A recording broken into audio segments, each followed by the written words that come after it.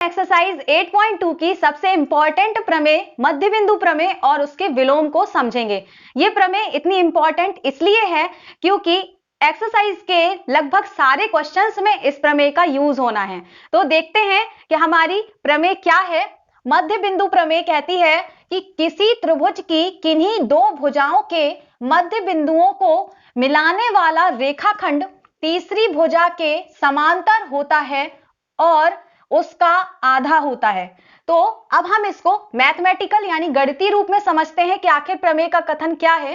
प्रमेय कह रही है कि यहां पर एक त्रिभुज हमने लिया है, उसका नाम एबीसी दे देते हैं।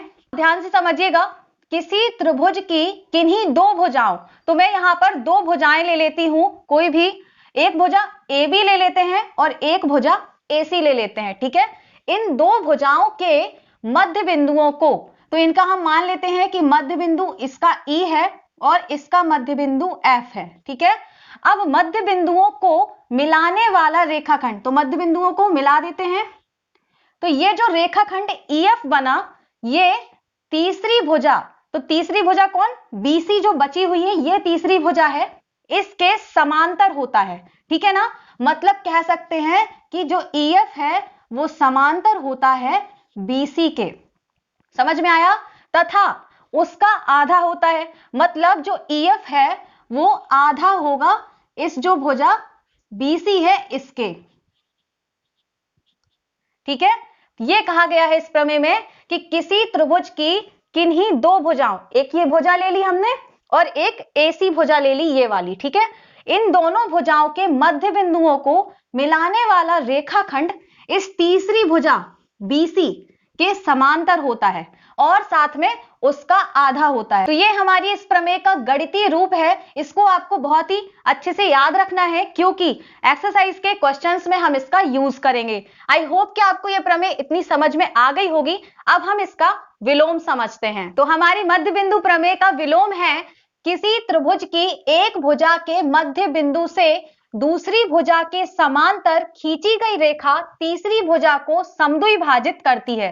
तो देखिए यहां पर क्या कहा गया है, एक त्रिभुज ABC हमने ले लिया है। अब कह रहा है कि इस त्रिभुज की एक भुजा, कोई भी एक भुजा ले लेंगे, आप चाहे AB ले लीजिए, BC AC कोई भी, हम यहां पर AB ले लेते हैं। तो AB भुजा के मध्य बिंदु, मान लिया कि इसका मध्य बिंदु यहां पर E है। ठीक है, अब मध्य बिंदु से दूसरी भुजा के समांतर, तो अगर हम इससे समांतर यहां पर हम एक रेखाखंड खींचते हैं, किस भुजा के समांतर है ये, EC भुजा, सॉरी BC भुजा के समांतर है। तो ये जो रेखाखंड है ये इस तीसरी भुजा, ये AC जो बची हुई तीसरी भुजा है, इसको समद्विभाजित करता है, मतलब दो बराबर भागों में बांटता है। तो इसमें ये एक तरीके से कहा गया है कि EF अगर समांतर है BC के तो AF बराबर होगा FC के। ठीक है, ये हमारा इसका गणितीय रूप होगा। फिर से देख लीजिए एक बार, यहां पर कहा गया है कि किसी त्रिभुज की एक भुजा, तो हमने यहां पर भुजा AB ले ली है और इसके मध्य बिंदु से दूसरी भुजा के समांतर, ये दूसरी भुजा, इसके समांतर खींची गई रेखा, ये समांतर रेखा, ये इस तीसरी भुजा AC को समद्विभाजित करती है, मतलब AF बराबर FC होगा। ठीक है, तो ये दोनों ही प्रमेय बहुत इंपॉर्टेंट थी। आई होप कि आपको समझ में आ गई होंगी। अगर समझ में आ गई है तो आप वीडियो को लाइक कर दीजिए और अगर समझ में नहीं आई है, कोई भी डाउट है, तो आप मुझसे कमेंट सेक्शन में पूछ सकते हैं। अगर आप मेरे चैनल पर पहली बार आए हैं तो चैनल को सब्सक्राइब करके नोटिफिकेशन बेल आइकन को प्रेस कर दीजिए ताकि आपको क्लास 9 के आगे आने वाले वीडियोस की नोटिफिकेशन मिल सके। नेक्स्ट वीडियो में हम इस एक्सरसाइज के क्वेश्चंस को सॉल्व करेंगे।